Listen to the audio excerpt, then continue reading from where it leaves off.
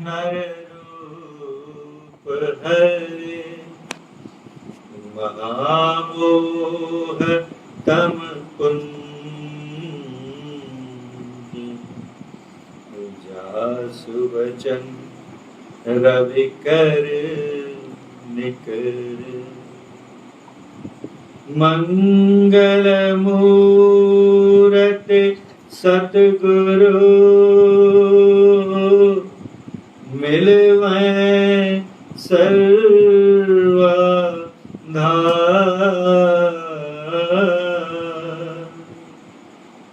मंगलमय मंगल करण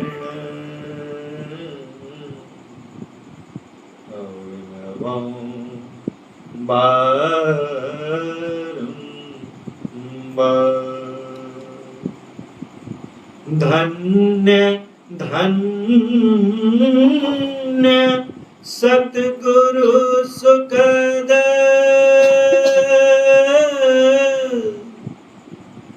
महिमा कही न जाए जो कछु कहूँ तुम्हारी कृपा मोते कछु न बसा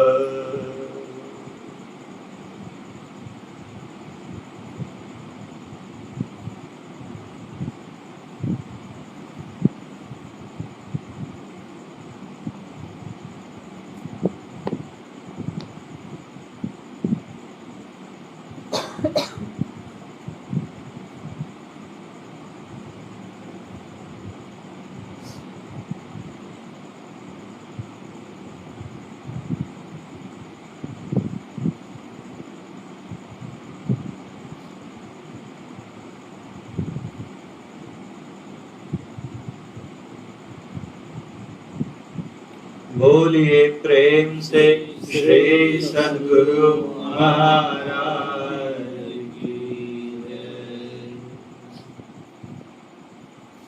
समवेत समादरणीय सत्संग प्रेमी वृंद, संत सुंदरदास जी ने कहा है कि तात मिले पुनि मात मिले सुत भ्रात मिले युवती सुखदाई राज मिले गज बाज मिले सब साज मिले मन वांछित पाई लोक मिले सुरलोक मिले विधि लोक मिले बैकुंठम जाई सुंदर और मिले सब ही संत समागम दुर्लभ भाई। कितनी चीजें संभव है कि मिल जाए आसानी से। तात मतलब पिता, तात मिले उन्हें मात मिले सुत भ्रात मिले युवती सुखदाई जीवन संगिनी भी सुखदाई मिल गई और सिर्फ ये परिजन तो मिले ही, अब क्या चाहिए? सुतवित भी चाहिए, सुत भी चाहिए और वित्त भी चाहिए, धारा भी चाहिए। तो कहते हैं कि वित्त के रूप में राज मिले, बढ़िया एकदम राज मिल गया, मतलब सोचिए बहुत सारी सुख संपत्ति मिल गई, समृद्धि मिल गई। गज बाज मिले, गज मतलब हाथी, बाज मतलब घोड़े। उस जमाने में यही हमारे विभूति का प्रतीक हुआ करते थे। कोई धनवान है, समृद्ध है, तो उसके घर पे गाय बैल भैंस घोड़े और अगर हाथी बन जाए तब तो क्या बात है। तो गज बाज मिले मन वांछित पाई, बोले इतना ही नहीं, जो इच्छा हो वो मिल जाए, पूरा लोक मिल जाए, लोक मिले सुर लोक मिले इंद्र लोक मिल जाए, विधि लोक ब्रह्मा का लोक मिल जाए, वैकुंठम जाई, वैकुंठ अर्थात विष्णु लोक भी मिल जाए, सब सुंदर और मिलाए सब ही, इसके अलावा भी जितना है सब मिल जाए, ये सब सुलभ हो सकते हैं। लेकिन संत समागम दुर्लभ है। संतों का संगम समागम बहुत मुश्किल से मिलता है।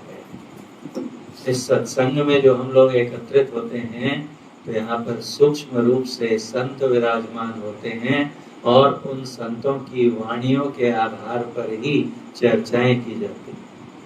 जहाँ संत की वाणी आ गई, जिनकी वाणी है वो भी आ जाएंगे कि नहीं? तो इसलिए सत्संग की महिमा बहुत बढ़कर है। निमिष दंड भर एक हुआ, सत्संगति दुर्लभ संसारा। निमिष दंड भर, छोटे से छोटी पलक के गिरने के समय में जो समय लगता है, उतनी देर का भी अगर सच्चा संग मिल जाए तो बहुत दुर्लभ है, दुर्लभ वस्तु मिल गई।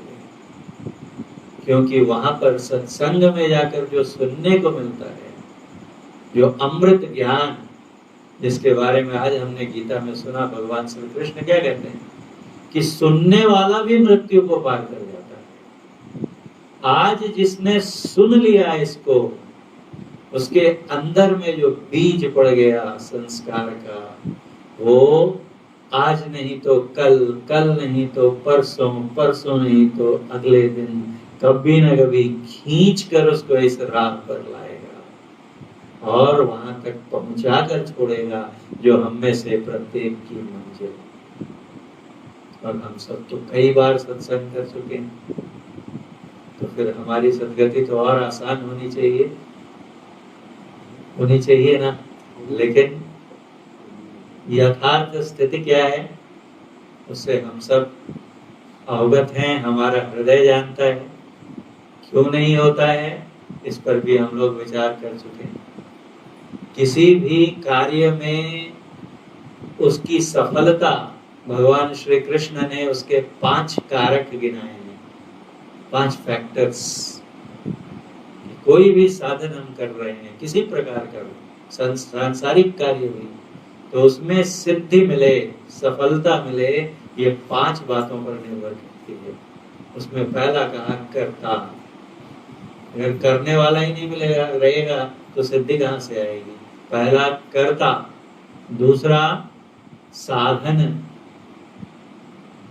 अगर करता है और वो करना भी चाहता है और करने का साधन उपलब्ध नहीं है तो कैसे करेगा?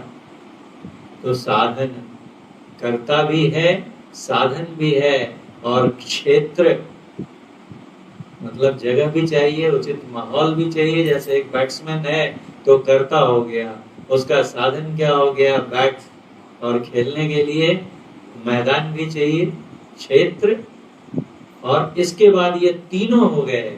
बैट्समैन भी है, उसके पास बल्ला भी है, और बढ़िया पिच भी है, मैदान भी है, लेकिन अगर वो खेले ही नहीं तो सफलता मिलेगी?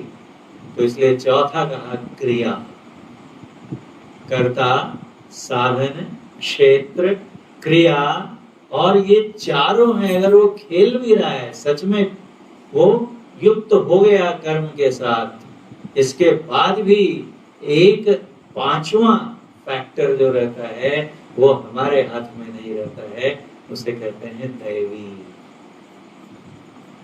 5वां तत्व दैवी तत्व है, जो कि ये सब करने के बाद भी सफलता हमें मिले न मिले। बहुत बार देखा होगा, बहुत अच्छा शॉट लगाता है बैट्समैन और सीधा फील्डर के हाथ में चला जाता है, और फिर कमेंटेटर भी परेशान हो जाते हैं। There was nothing wrong in the shot he played, but alas, गड़बड़ हो गई। सीधा थोड़ा सा इधर उधर, 1 फुट भी इधर उधर शॉट गया होता तो सीधा बाउंड्री थी, लेकिन गड़बड़ हो गई। और कभी कभी कैसा होता है कि मार रहा है, फील्डर बिल्कुल बॉल के नीचे है और कैच ड्रॉप हो गया। तो जो अज्ञात होता है, 5वां फैक्टर, ये होता है दैवी सहायता। और ये दैवी सहायता किनको मिलती है? जो मनोयोग पूर्वक साधन करते। God helps those who help themselves। हिम्मते मर्दा मददे खुदा। एक बार हमने हिम्मत की, काम किया, सफलता नहीं मिली और निराश होके करना छोड़ दिया, तो क्या होगा? काम जो बनने का था वो भी नहीं बनेगा। अगर हम बार बार करते जाएं, बारंबार करते जाएं और पूरे मनोयोग पूर्वक करते जाएं, किसी भी कीमत पर करना ना छोड़ें, तो कितनी देर तक वो अज्ञात फैक्टर हमारे विरुद्ध रहेगा। ज्यों ते ही पंथ चलाए मन लाई, तो हरि काहे न होई साई। अगर हम मनोयोग पूर्वक करते जाएंगे, करते जाएंगे, करते जाएंगे, तो हमारी श्रद्धा, हमारी निष्ठा, हमारा श्रम देखकर अवश्य पसीजेगा मन कर। आवश्यकता है कि पिल कर भिड़ने की। स्वामी रामकृष्ण परमहंस जी महाराज कहा करते थे कि जो साधक होता है उसको पुश्तैनी किसान बनकर रहना चाहिए। पुश्तैनी किसान किसको बोलते हैं? कि जिसके घर में वंश परंपरा से खेती का काम होता है, न जाने कितनी पीढ़ियों से उसके यहाँ कृषि का ही कार्य होता है। तो जो अपने वंश परंपरा से कृषक है, खेतीहर है, वो खेती करना नहीं छोड़ता है। वो कहते थे अगर 12 वर्ष तक भी अनावृष्टि या अतिवृष्टि हो जाए, सूखा पड़ जाए या बाढ़ आ जाए और उसे कुछ भी ना मिले, तो वो खेती करना तब भी नहीं छोड़ता। देखो या न देखो। अच्छा, हमारे जो परमाराध्य की वाणियां गाई गई, जिनकी आज हम आराधना करते हैं, उनका चित्र लगाकर अपना सौभाग्य समझते हैं। जब उन्होंने ये करना शुरू किया तो क्या यक बाय यक बन गया? यकायक उनसे ये कार्य सिद्ध हो गया क्या? अभी उनकी जीवनी हमने पढ़ी है हाल में ही। जब कुछ नहीं होता था तो लिखते थे गुरु महाराज, अपने गुरु महाराज को, परम पूज्य बाबा देवी साहब को, और वहां से क्या जवाब आता था? कहते थे कि लाला कुछ देखो या न देखो, रोजाना अभ्यास करते रहो। रियाज, अभ्यास नहीं छोड़ना चाहिए। अच्छा गायक बनना है, अच्छा खिलाड़ी बनना है, अच्छा क्या बोलते पाक कला विशेषज्ञ, किसी भी क्षेत्र में अगर एक्सेल करना है तो सबसे जरूरी है नित्य नियमित अभ्यास। अगर हम हमेशा अभ्यास नहीं छोड़ेंगे तो आज न कल सफलता हमें अवश्य मिलेगी। इसलिए हमें रोज अभ्यास करना चाहिए।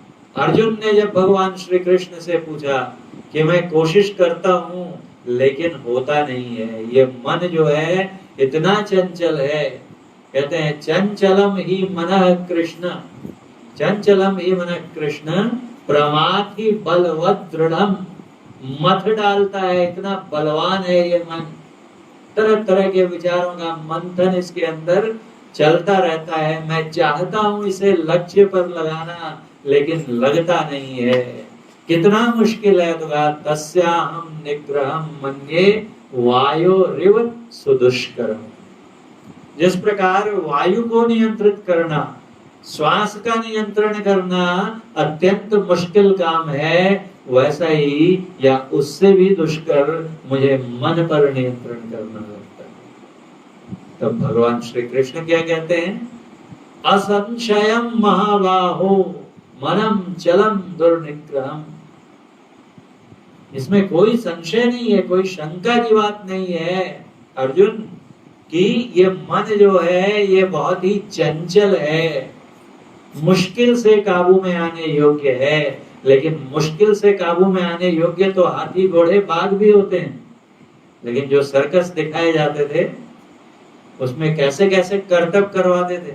हाथी रिक्शे पर बैठकर, साइकिल पर बैठकर साइकिल चलाता था। कितना मुश्किल काम है हाथी के लिए। कितने दिनों का अभ्यास उसके पीछे करता होगा उसका ट्रेनर, तब कहीं जाके वो ऐसे करतब दिखाता है कि इसको देख के लोग तालियां बजाने लगते थे। बाघ, सिंह, रिंग ऑफ फायर, उसमें से जंप मार के, छलांग मार के निकल जाता था। ऐसे चाबुक सड़ाक करता था रिंग मास्टर और वो जंप मारता था, उसके अंदर से चला जाता था। आग लगी हुई, आग से कितना डरता है बाघ। हम लोग एक बार श्रृंगेरी ऋषि हमारे गांव के पास में है, वहां गर्म पानी का कुंड है और जंगल है। पहाड़, 2 पहाड़ों को पार करने के बाद गर्म पानी का एक कुंड है, इतना स्वच्छ कि उसमें एक 10 पैसे का सिक्का उस समय हम लोग डाल देते थे। करीब 4-5 फीट पानी रहता था उसमें, एक रेक्टेंगुलर कुंड था और पूरा स्पष्ट उसके नीचे का एक एक कंकड़ दिखाई देता था। तो वहां गए और एक बार हमने रात्रि वहां ठहरने का निर्णय लिया। पिताजी थे और गांव के लोग थे, तो खाना वाना बन गया और कोई दरवाजे वाला कमरा वहां था नहीं, ऐसे ही एक छोटा सा हॉल जैसा बना दिया गया था। तो खाना पका लिया, आप सोए कैसे, घना जंगल है, हिंस्र जंतुओं का भय। तो क्या किया कि जो लकड़ी, मोटी लकड़ी पेड़ की लाके आग लगाई थी खाना पकाने के लिए, वैसी 2 लकड़ियों को उस जहां हम लोग सो रहे थे उसके मुंह पे जला के रख दिया ताकि कोई जानवर इस आग के भय से नहीं आएगा। जिससे वो भय खाता है उसी के रिंग में से उसे छलांग लगाने को कहा जाता है। कितनी मेहनत लगती है उसके पीछे की, अगर ट्रेनिंग देखेंगे तो परेशान हो जाएंगे। स्निफर डॉग्स हैं, इनको कंट्रोल करना तो इसके लिए अभ्यास लगता है। और ये मन, हमारे पूज्य बात महर्षि संशय जी कहा करते थे कि सासाराम के पास एक थे शेर खां, फरीदुद्दीन, असल में फरीद खां नाम था उनका, फरीद खां। तो एक बार वो जंगल में गए और एक शेर का शिकार कर लिया, शेर को मार दिया अकेले। तो फरीद खां से अपना नाम बदल के शेर खां रख दिया और बाद में हुमायूं को पराजित करके बादशाह बन गए। तो अब शेर खां से शेर शाह हो गए। जो आज हम लोग ग्रैंड ट्रंक रोड देखते हैं, जीटी रोड, ये उन्हीं का बनवाया हुआ। तो एक शेर को मारने वाला तो शाह बन गया, कहते हैं ना, एक शेर को। और 40 शेर का जो एक मन होता है, अर्थात ये जो हमारा मन है, इस मन को मारने वाला कितना बड़ा शहंशाह होगा। मामूली बात नहीं है इस मन पर नियंत्रण करना। तो क्या कहते हैं भगवान श्री कृष्ण, इसमें कोई आश्चर्य नहीं है।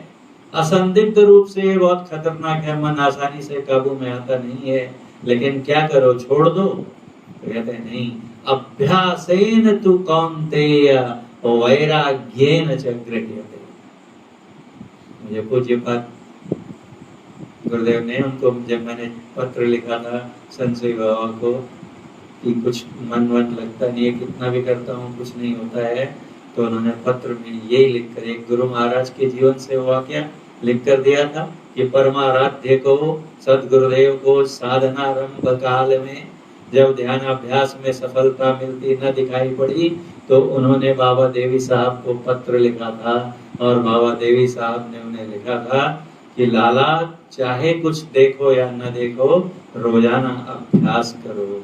और उसके नीचे भगवान श्री कृष्ण का भी एक मंत्र लिखा है, अभ्यासेन तु कौन्तेय वैराग्येन च गृह्यते। निरंतर अभ्यास करते रहेंगे तो एक न एक दिन सफलता जरूर मिलेगी।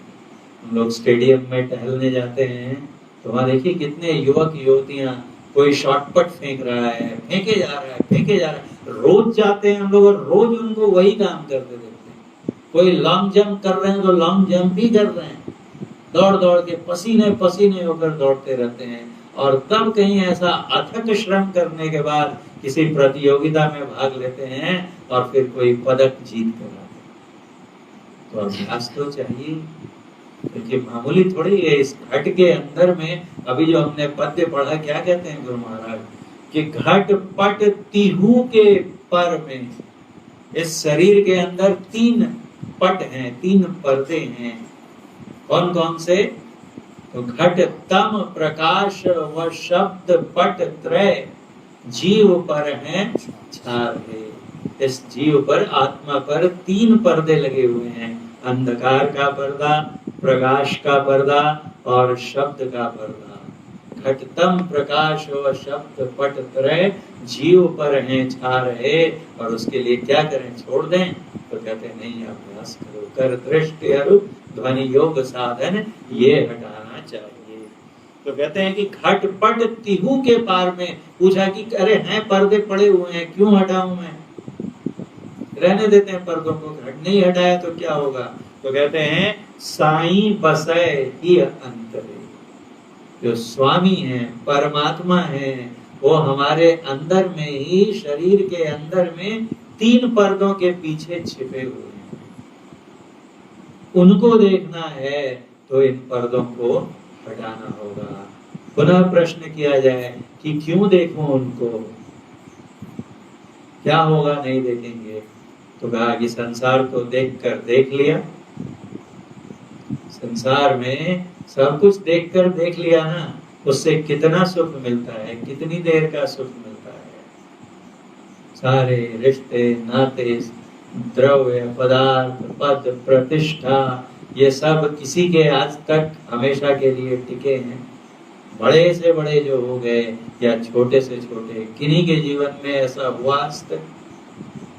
कहा कि जो वस्तु ही पूर्ण है, अपूर्ण है, अधूरी है, कच्ची है, उससे जो सुख भी मिलेगा वो भी अपूर्ण होगा, अधूरा होगा, कच्चा होगा, विनाशी होगा। क्योंकि जो पाना चाहता है और जिसको पाना चाहता है, पाकर उसमें सुख ढूंढता है, ये दोनों ही तो जो हैं कच्चे हैं, अपूर्ण हैं। शरीर से सुख पाना चाहते हैं, आंखों से सुख पाना चाहते हैं, कान से, नाक से, मन से, यही सब अपूर्ण है। इन्हीं की जिंदगी अभी हमने पढ़ा गीता में कि जो सब क्षेत्रों में निरंतर बसने वाले अविनाशी, क्षेत्रों को कहा विनाशी, विनश जाने वाले शरीरों में अविनाशी जो परमात्मा है उसको देखता है। शरीर से हम सुख पाना चाहते हैं, शरीर के माध्यम से या वस्तुओं के माध्यम से सुख पाना चाहते हैं कि फलाना व्यक्ति मुझे मिल जाए तो मुझे सुख मिलेगा, या फलाना पदार्थ मुझे मिल जाए तो सुख मिलेगा, फलाना पद मिल जाए तो सुख मिलेगा। जो जिसके माध्यम से पाना चाहते हैं और जिसको पाना चाहते हैं, दोनों ही अपूर्ण है, दोनों ही शाश्वत नहीं है, सनातन नहीं है, टिकाऊ नहीं है। तो इनसे जो सुख मिलेगा, अपूर्ण वस्तु की प्राप्ति से उत्पन्न सुख भी अपूर्ण होगा, इसमें कोई संदेह। और सुख तो हम चाहते हैं, हमें से प्रत्येक व्यक्ति चाहता है, प्रत्येक प्राणी चाहता है कि सुख मिले। आज निशु देखिए कितनी खुश है, तो एकदम फर्स्ट डिवीजन में अभी bachelor of dental surgery complete किया है। अब हम लोगों के दांत कोई फिगर नहीं है, फ्री में क्यों? चार्ज नहीं लगी ना, तो फ्री में हमारे दांत का वो कितना प्रसन्न हो। लेकिन एक समय आता है जब देखा है हमने कि वही डॉक्टर कहते हैं सर्जरी है ना, कहते हैं ना, अब क्यों भाई, अब क्यों नहीं, आपका तो और अनुभव हो गया। तो कहा नहीं, सर्जरी जो है बहुत स्किल्ड ऑपरेशन है, हाथ कांपते, इधर काटने गया और इधर कट गया, दांत ट्रेमर्स आ रहे हैं, पार्किंसंस बोलते हैं ना, पार्किंसंस डिजीज आ रहा है, एज आ गया, हाथ कांपते हैं और काटने का कुछ और काट दिया कुछ, तो फिर प्राण रक्षा के बदले हत्या हो जाएगी, गया ना।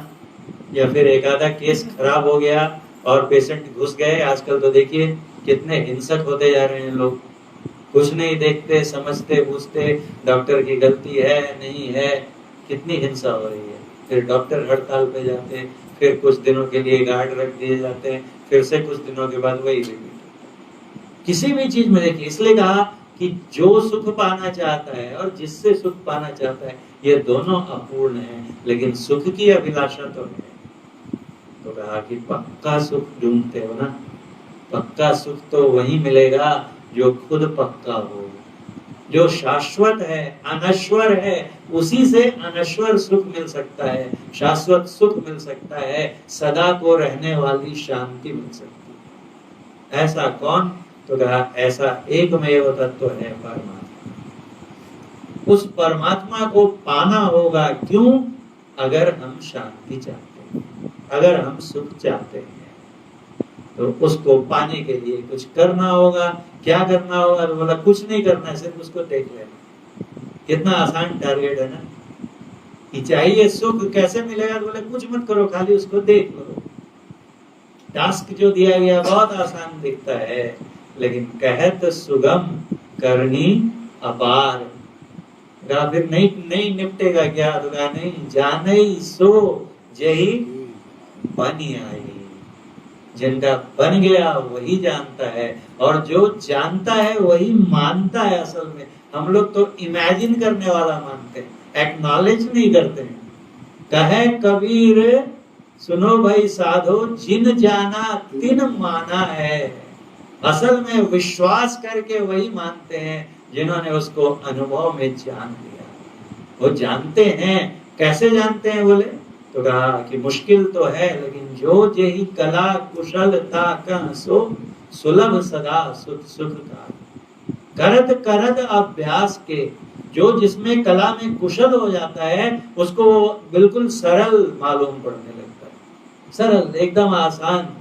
अब हमारे घर में देखिए काटते देखता हूँ, क्या लिया हाथ में, भिंडी है, ऐसे लौकी और हसुआ है सामने, खट खट खट खट खट खट खट खट खट खट खट खट, और देख के अगर मैं भी वैसे ही खट खट खट खट खट खट खट खट खट खट काटने लगूं तो पता भिंडी 2-4 कटेंगे, उसके बाद उंगली कट जाएगी, उसका कोई ठिकाना नहीं। कितना मुश्किल लगता है, देख के विस्मय होता है, बाप रे इतना फास्ट कैसे काट सकते। लेकिन जब उन्होंने काटा, पूज्य बात कहा करते थे कि जब पहली बार महिला कोई या लड़की बनाना शुरू करती है या पुरुष ही बनाना शुरू करते हैं रोटी, तो जो शुरू में बेलते हैं तो गोल रोटी नहीं बेली जाती है, आड़ी टेढ़ी चतुर्भुज पंचभुज पता नहीं कौन कौन सा शेप बन जाता है, और एक तरफ कहीं मोटी रह गई, कहीं पतली रह गई, सेकने चले तो कभी बहुत जल गई, कभी कच्ची रह गई।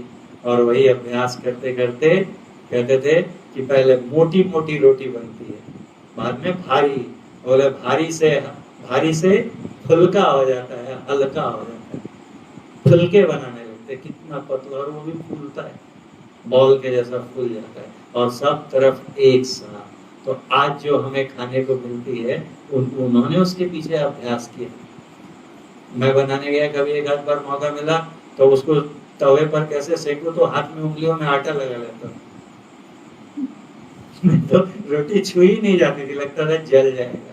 लेकिन वही देखिए जो बनाते हैं, ऐसा नहीं कि पुरुष नहीं बना सकते, होटल में जाइए वहाँ शेफ्स तो ज्यादातर पुरुष ही रहते हैं, क्या फटाफट बनाते हैं। कैसे बनाते हैं? अभ्यास, जो यही कला कुशल और ये कौशल आता कैसे है? अभ्यास। टारगेट है कि देखना है उस स्वामी को। क्यों देखना है? क्योंकि सुख चाहिए। कैसे देखने के लिए क्या करना पड़ेगा? तो हम चाले अमरापुरी टारे टूरे टाट। नहाना है गंगा में, बारिश का मौसम है और पूरे सब सेवार वार जल कुंभियां ऐसे सब आ गया है वहां पे। अब क्या करें? नहाना तो है, 2-3 डुबकी लगानी है गंगा में, तो गए पहले हाथ से हटाते हुए टारे टूरे टाट, सब हटाया बढ़ाया, थोड़ी देर के लिए हट गया, लगाई डुबकी, जय गंगे माँ बोला और निकल के बाहर। टारे टूरे टाट, तो यहाँ भी टारे टूरे टाट। अमरापुरी, अमरावती जो बोलते हैं, अमरावती क्या है? ऐसी जगह जो अमर हो, जहां जाकर रहने वाला भी अमर हो जाए, असल में वो है अमरावती। हम चाले अमरापुरी, और यहाँ पर इस पूरी सृष्टि में एक ही अमरावती है। यद गत्वा न निवर्तन्ते तद धाम परमं मम। पिछले सप्ताह हमने चर्चा की, जो कृष्ण का निवास है, जो राम का निवास है, जो शिव मंगलकारी परमात्मा का निवास है, वही असल में अमरपुरी है। और वहां जाने के लिए ये जो टाट है, पर्दे हैं, इनको हटा कर जाना पड़ता है। कौन से पर्दे? तो कहा घटपट तिहु के पार। सबसे पहले तो अंधकार का पर्दा। कहेंगे कि अजीब सी बात है, अंधकार कहाँ है? इतने लाइट्स तो जल रहे हैं यहाँ पर।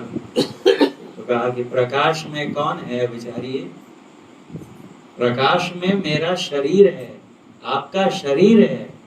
हमारे शरीर प्रकाश में बैठे हुए हैं, हम कहाँ हैं? मेरा शरीर प्रकाश में है, मैं कहाँ हूं? तो कहा कि मैं तो शरीर के अंदर, बाहर तो फिर दूसरे शरीर हैं या संसार है, मैं तो नहीं हूं। मैं कहाँ रहता हूं? तो कहा इस शरीर में निवास करता हूं। इस शरीर में निवास करता हूं, जो शरीर के अंदर है, उसे देखने के लिए क्या करना होगा? जो बाहर है उसको देखने के लिए क्या करते हैं हम लोग? आंखें खोल कर देखते हैं। तो जो अंदर है उसको देखने के लिए आंखें बंद करनी होंगी। तो खुद को अगर देखने का प्रयास आरंभ करना है तो आंखें बंद करके प्रारंभ करना होगा। आंखें बंद करके देखिए तो वहां क्या दिखता है? कुछ नहीं दिखता है। आंख बंद किए बैठे हैं। 4:15 में अलार्म लगा लिया था, उठ भी गए, जय गुरु लिख भी दिया ग्रुप में, है ना, हाथ मुंह धोकर जय गुरु लिख भी दिया, बैठ भी गए, और फिर दूसरी वाली घंटी भी बज गई, अलार्म भी बज गया। पूछा कुछ हुआ? तो कहा अंधकार में थे, अंधकार में ही घंटी बज गई। कितना बड़ा अंधकार है! लगता है अंधकार में और राक्षस हो गया। इसलिए अथाह अंधकार है, पर्वताकार, विशाल। अच्युतानंद बाबा कहते हैं ना हमारे पूज्य, अरे आप बैठते हैं ध्यान में तो कितना चलते हैं अंधकार में, आपको पता है? समझ में नहीं आता है, मंजिल है बहुत दूर, लेकिन जब हम बैठते हैं तो अंधकार में बैठते हैं। अब दूसरा प्रश्न जो कल से आ रहा है, हमारा प्रसंग हमारे प्रिय संतोष जी डाल रहे हैं रामचरितमानस से, गिरि सुमेरु उत्तर दिश दूरी नील शैल, है ना, एक वहां पर क्या है? भूरी, सुंदर भूरी, नील शैल एक सुंदर भूरी। कहते हैं सुमेरु के उत्तर में एक पर्वत है। यहाँ जिनको हम सुमेरु पर्वत कहते हैं, वहां पर जाके तो देखा, बोले वो नहीं मिलता है जो इसमें वर्णन है। क्या? तो कहते हैं कि 4 कनकमय शिखर सुहाए, वहां पे 4 सोने की बनी स्वर्णिम चोटियां दिखाई देती हैं, और उस अंधकार में, अंधकार के पर्वत पर नील शैल, नील शैल मतलब नील मतलब नीला, अंधेरा, अंधेरा पहाड़ है, और बहुत सुंदर, अंधेरे को भी सुंदर बोल रहे हैं। और वहां पर जो जाता है तो उसके आगे मन के विकार जो हैं, काम क्रोध मद लोभ मात्सर्य, ये सब कहीं उस पर्वत पे जो जाना बहुत दूर की बात हुई, उसके पास भी नहीं पहुंच पाते। ये कौन सा सुमेरु है? किसके उत्तर में वो नीलगिरी है? नीलगिरी हम लोग बोलते हैं, नीलगिरी पेड़ भी होता है, यूकैलिप्टस, जिससे विक्स वेपोरम, जिसकी पत्तियों से बनता है। तो कहा कि नहीं, यहाँ पर सुमेरु के उत्तर में वो नीलगिरी है, नीला पहाड़ है, काला पहाड़ है। तो कहा क्या है? तो हमारी आपकी समझ में तो आने लगे हैं। तो जो इसका विशेष अर्थ जानते हैं ऐसे संत सद्गुरु परम विज्ञानी, उन्होंने लिखा कि जो हमारा मेरुदंड, मेरुदंड है ना, सुमेरु, सुंदर मेरु क्यों कहा? कि ये तो मेरुदंड है, लेकिन उसके अंदर में एक खड़ी चेतन की धार है, कुंडलिनी जागरण बोलते हैं। तो मूलाधार से शुरू होती हुई, वहां पे कहते हैं 3.5 कुंडलियां मार के बैठी रहती है, वहां से एक चेतन धार है, खड़ी धार जो चलती है, और जिसके प्रारंभ में एक चक्र है मूलाधार, उसके बाद दूसरा चक्र है स्वाधिष्ठान। मूलाधार को गुदा चक्र भी कहते हैं, स्वाधिष्ठान को लिंग चक्र बोलते हैं। उसके बाद नाभि चक्र है, जिसे मणिपुर या मणिपूरक चक्र बोलते हैं। उसके बाद अनाहत चक्र है, जिसे हृदय चक्र भी बोलते हैं। इसके बाद विशुद्ध चक्र है, या कंठ चक्र भी बोलते हैं इसे। ये 5 चक्र जुड़े हुए हैं उससे, उस सीधी रेखा से, और उसके उससे लगे हुए ये 5 चक्र, जहां पर ये समाप्त होता है, ये सुमेरु की चोटी होती है। 5वां चक्र खत्म हो गया, कहा कंठ के बाद। उसके ऊपर गिर सुमेरु उत्तर दिशा, उसकी उत्तर दिशा में। अब उत्तर दिशा में किधर जाएंगे? तो कहा कि अगर हम लोग मैप बनाते हैं तो उसमें उत्तर किधर होता है? ऊपर होता है, ऊपर होता है। उत्तर ऊपर, दक्षिण नीचे, बाएं अगर मैप को देख रहे हैं तो बाएं पश्चिम, दाएं पूरब होता है।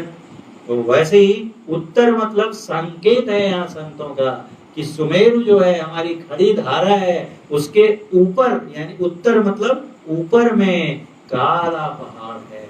जब हम सीधा अपने मेरुदंड को सुमेरु को सीधा करके बैठते हैं और अपना ध्यान इस सुमेरु के उत्तर में लगाते हैं तो वहां पर क्या दिखाई देता है? अंधेरा ही अंधेरा। ऐसा लगता है कि कोई विशाल पर्वत, काला पर्वत अपने सामने खड़ा हो गया, जिसको कि भेदने का प्रयास करते करते दशक हो गए और सफलता है कि हाथ लगती नहीं। इसलिए उसे कहा वज्र कपाट। गुरु खोलिए वज्र कपाट अंधेरी सन्मुख की। जो हमारे सामने ये अंधकार का वज्र कपाट है, कभी खुलेगा भी कि नहीं खुलेगा? तो ढाढ़स दिलाते हैं संत, कहते हैं कि वज्र कपाट मुक्ते गुरुमति निर्भय ताड़ी लाई। जो निर्भयता पूर्वक अपना पूरा ध्यान वहां जमा देते हैं। कहाँ जमा देते हैं? उस अंधकार में। कहा अंधकार में जमा कर होगा क्या? तो कहा उसी अंधकार में छिपा हुआ एक छठा चक्र है, जिसे कहते हैं आज्ञा चक्र, सुषुम्ना, दशम द्वार, त्रिनेत्र, तीसरी आंख, शिव नेत्र इत्यादि इत्यादि। बहुत सारे नाम है। ब्रह्म रंध्र, ब्रह्म विवर, कितने सारे नाम दिए गए उसको। सकेत फाटक, बाइबल में उसे नैरो डोर कहा है। Enter through the narrow door, narrow gate है। तो ये जो आज्ञा चक्र को खोलना है, वो आज्ञा चक्र है कहाँ? तो कहा अंधकार। अंधकार में ध्यान लगाते लगाते लगाते क्या होगा? तो कहा कि दीपक जलता है। कहा किसी में जलता है क्या? कबीर साहब कहते हैं किसी में नहीं, सबके अंदर जलता है। घट घट दीपक बरे, हर शरीर में वो दीपक बल रहा है, लेकिन हमको दिखाई देता है क्या? अगर सामने मेरे ये माइक रखा हुआ है, वो हैंडीकैम रखा हुआ है, मेरे सामने है, आप देख रहे हैं, और मैं पूछूं कहाँ है, दिखाई तो नहीं दे रहा है, तब आप क्या कहेंगे? अंधे हो गए क्या? तुम्हारे सामने ही तो माइक है, सामने ही तो हैंडीकैम है, सामने ही तो मुख्तार जी बैठे हुए हैं, दिखाई नहीं देते, अंधे हो गए क्या? और अगर बात सीरियस हो जाए तब बोलेंगे अब तो डॉक्टर को दिखाना पड़ेगा। तो अगर कुछ दिखाई ना दे है और दिखाई ना दे तो उसे क्या कहते हैं? अंधा कहते हैं। वैसे ही कहते हैं कि हर शरीर में ये दीपक जलता है, लखै नहीं अंध है। अभी हम सब सूरदास हैं, सब अंधे हैं, क्योंकि है दीपक वहां पर कहते हैं और हम देख नहीं पाते। क्यों नहीं देख पाते हैं? क्योंकि देखने के ढंग से नहीं देखते। गाजर दिए से का भया, ताकन को ढब नाही, ताकन को ढब नाही, ताकन की गति है न्यारी, एक टक लेवे ताकी, सोई है पिय की प्यारी। एक टक देखना, herein lies the secret। Guru Maharaj कहते थे कि तुम लोग इसलिए नहीं देख पाते हो कि एक टक ज्यादा देर देख नहीं सकते। टकुआ ताकन दिए बताई, नहीं तो हमारी हालत कैसी थी? तो घटवा घोर रे अंधारी। इस शरीर में घटवा मतलब शरीर में अंधेरा, घोर अंधकार है। घटवा घोर रे, इस अंधेरे में भटक भटक के हमारी सूरत, हमारी आत्मा मानो अंधी हो गई है, कुछ दिखाई नहीं देता है। घटवा घोर रे अंधारी, श्रुति आंधरी भई। श्रुति मतलब सूरत, आत्मा अंधी हो गई है। तब क्या करें? तो कहते हैं कि सुध बुध भागी तम गुण लागी, है ना उसमें। और जब गुरु ने बता दिया, क्या बताया? टकुआ ताकन दिए बताई। टकुआ हम ऐसा बदमाशी करते हो मेरे सामने, टकुआ जैसा सीधा कर देंगे, बोलते थे ना। सीधे देखना है, सीधे देखना है, सीधे सन्मुख, दो नैन नासा मध्य सन्मुख, सुई अग्रधर ले ले। सीधा देखना है और एक टक देखना है। जिस दिन उस तरीके से देख लेंगे तब क्या होगा? टकुआ ताकन दिए बताई, तिल खुली, तिल द्वार छोटा, नैरो डोर खुलता है, और तिमिर फटी। अचानक जहां अभी खाली अंधकार ही अंधकार दिखता था, वहीं दिव्य प्रकाश ऐसे दिखेगा। तो आरती तन मंदिर में कीजिए, दृष्टि युगल कर सन्मुख दीजिए। और जब एक जगह हो जाएगा तब क्या हो जाएगा?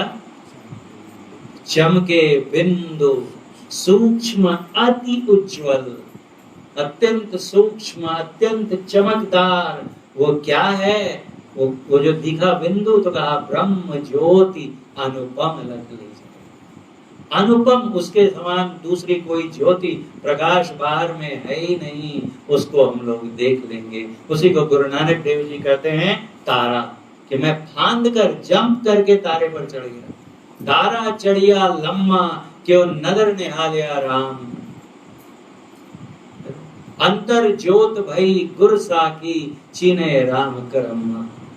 ईश्वर की दया से गुरु की साक्षी हो गई। गुरु ने बताया था कि वहां सीधे देखोगे तो नैन नासा मध्य सन्मुख सुई अग्रदर ले लही।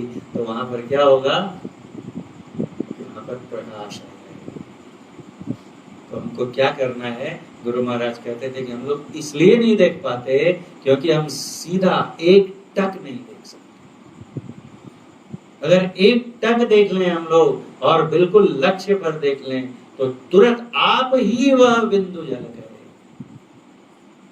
कुछ लोग ऐसा भी गुरु महाराज को बोलते थे कि महाराज एक बार दिख गया गुरु महाराज, लेकिन अब तो एक बार दिखा और गायब हो गया, ओझल हो गया। तो गुरु महाराज क्या कहते थे कि वो जहां था वहीं है, वो ओझल नहीं हुआ है, तुम हट गए वहां से। जब वहां पहुंच गए थे तुम, देखिए पहुंच गए थे तुम, मतलब क्या हुआ कि वहां पर सिर्फ हमारी आंख नहीं लगी हुई है, उधर उस दिशा में हम सिर्फ देख नहीं रहे हैं, मन की तन्मयता वहां पर है। भले ही अंधकार है, सीधा देख रहे हैं हम लोग, और अंधकार में देख रहे हैं और अपने लक्ष्य पर टिके हुए हैं। जितनी देर तक जो भी हमको करने को बताया गया, सीधा सामने देखते हुए मानस जप, जो मंत्र गुरु ने बता दिया, उसका हमें जप करना है, सामने देखते हुए जप करना। जितनी देर भी, अब हमारा लक्ष्य क्या है जब हम जप कर रहे हैं, तो कि जप करना। जो मंत्र दिया हमारे मन में सिर्फ वही मंत्र रहे और कुछ नहीं। जितनी देर भी ऐसा हो सकता है कि हम मन से सिर्फ मंत्र जप रहे हैं और मन को इस बात का भी भान न रहे कि वो मंत्र जप रहा है। जब ध्यान हट जाए मंत्र से, तब लगता है अरे क्या हो गया, छूट गया जप, फिर जप करने में। जितनी देर सच्चा जप होता है उतनी देर हमें यह भी पता नहीं होता कि हम जप कर रहे हैं। ऐसी तल्लीनता जितनी देर हमारी उस मंत्र जप में रहेगी, तो कोई और विचार आएगा, काम आएगा, क्रोध आएगा, अहंकार आएगा, किधर से आएगा? मन तो रमा हुआ है उस मंत्र के जप में, तो इनको कोई अवकाश है क्या पास में फटकने का? भी है मन के ही विकार। लेकिन जितनी देर हम अपने लक्ष्य पर टिके हुए हैं, चाहे वो मानस जप हो, मानस जप कहाँ होता है? अंधकार में होता है। मानस ध्यान कहाँ होता है? इष्ट के रूप का ध्यान कहाँ होता है? वहां भी अंधकार ही रहता है। अंधकार में जप, अंधकार में ध्यान और अंधकार में ही दृष्टि साधन। जब तक बिंदु प्रकट नहीं हो गया परमात्मा का अणोरणीयान तेजोमय रूप, तब तक हम जो कुछ भी करते हैं अंधकार में ही करते हैं। लेकिन जितनी देर भी जो कर रहे हैं उसी में मन अगर हमारा लगा रह जाए, तो उतनी देर तक मन में कोई विचार आएगा क्या? इसी को कहते हैं गुरु महाराज कि बाह्य विषयों से फिरी हुई उल्टी हुई वृत्ति। बाहर के जो विषय हैं, बाहर का रूप, बाहर का शब्द, बाहर की गंध, बाहर का स्वाद, बाहर का स्पर्श, इधर मन है ही नहीं। मन तो आगे लग गया है जप में, रूप पर। और उतनी देर, जितनी देर भी ऐसा हमारा ध्यान बनेगा, तो अभी हम पूछा कहाँ है, दिखा क्या प्रकाश ना? अभी कहाँ? अभी तो अंधकार में ही है। लेकिन उतनी देर भी मनोविकार हमारे पास आए, इतनी देर भी अगर हम अपने को अपने मन से विकारों को दूर रख पाए, तो यही क्या कम बड़ी उपलब्धि है। उसी को कहते हैं कि उस नीलगिरी के आस पास भी मनोविकार नहीं भटकते। तो कहा कि होता तो है, जब हम ध्यान करते हैं तो सब विचार आने लगते हैं। सब विचार कब आने लगते हैं? जब हमें जो करना चाहिए वो करने से चूक जाते हैं। मन में दूसरे ख्याल कब आएंगे? जब जब नहीं करेंगे तब कब करेंगे ना। जब छूट गया तो हम उस पहाड़ पे हैं ही नहीं, आंखें बंद किए हुए हैं, हम कहाँ हैं उस अंधकार में। बैठे थे जप करने, बताया गया था कि हाँ पहले बैठो, सीधा सामने देखो और देखते हुए जप करो। तो बैठे तो सही बड़े उत्साह से, और थोड़ी देर में चला गया, अरे कल तो कॉलेज में ये वाला बनाकर लाने को बोला था। अब उस अंधकार में हूँ क्या मैं कि निकल के कॉलेज में चला गया, या किचन में चला गया, या ऑफिस में चला गया। तो अंधकार में है ही नहीं वहां पर, उस नील पर्वत पे हमारा वासा कहाँ है? तो फिर विकार आएंगे, है कि नहीं सही? तो जितनी देर अगर उस अंधकार में भी जो भी बताया गया हमें उस पर अगर टिक कर रहेंगे तो उतनी देर तक कोई विकार हमारे आस पास भी नहीं आ सकते। सीधा एक टक, और जब दृष्टि का काम आता है तो एक टक, और सीधा रहेंगे, सीधा देखते हुए जब करेंगे तो जब भी नहीं छूटता। जब कभी जब छूट जाए तो ध्यान दीजिएगा, गौर दीजिएगा कि आपकी दृष्टि कभी बाएं, कभी दाएं, कभी इधर खिसकी हुई मिलेगी, सामने कभी नहीं। दृष्टि जहां जिधर जाती है ध्यान, मन भी उधर चला जाता है।